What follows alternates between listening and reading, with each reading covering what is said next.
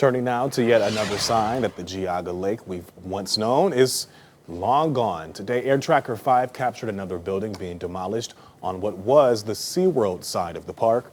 Today's demolition, the latest in a series of moves to develop the area for retail housing. Now, we've been covering this story since 2007 when Cedar Fair abruptly closed the amusement park.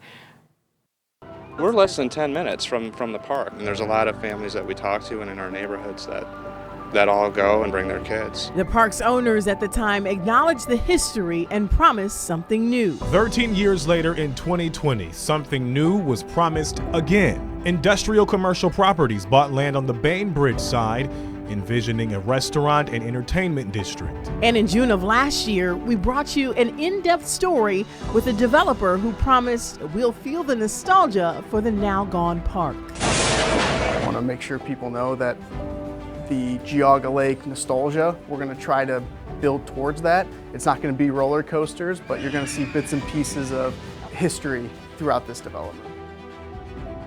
And that brings us to today. After we noticed the new demolition underway, News 5's Jordan Vandenberg followed back up in Portage County to see how plans are progressing. If you look closely enough, you can still see the remnants of Geauga Lake. And while its days as an amusement park are long gone, its future will still very much have elements of the past. The sounds of children and wildlife have given way to those of men and machine. Demolition is loud and conspicuous, but at this stage, progress is often quiet and methodical. You got to be very patient, and you got to have the vision. And I think we've been fortunate to have both. And so now we're very excited to actually see dirt moving around out there. Chris Solon is the chief operating officer of Solon-based Industrial Commercial Properties, the developer behind the ambitious and extensive Geauga Lake District project, a complete reimagining of the shuttered amusement park and former SeaWorld. A couple of major initiatives are underway, as you've noticed.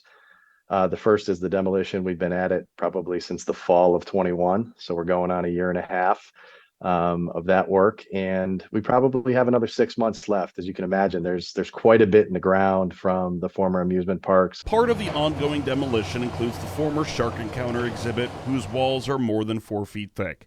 The demolition and site work will free up more than 300 acres of prime real estate.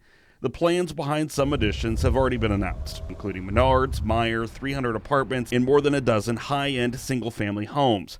Solana says there's still much more in the pipeline. The potential preservation of the historic dance hall, which sits on the southern portion of the lake. Some very cool concepts that are being designed and talked about right now.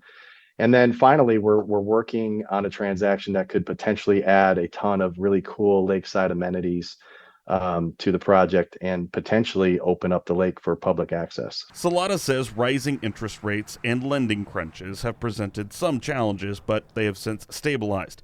New construction could begin later this year, he says, and the once dormant but nostalgic piece of property will be alive once more. The nostalgia of the site is something that we all remember as kids, and so I think we're working with Bainbridge Township and the city of Aurora to make sure that there's amenities here as part of this project that will take people back to those good old days at SeaWorld and Geauga Lake. In Bainbridge Township, Jordan Vandenberg, News 5.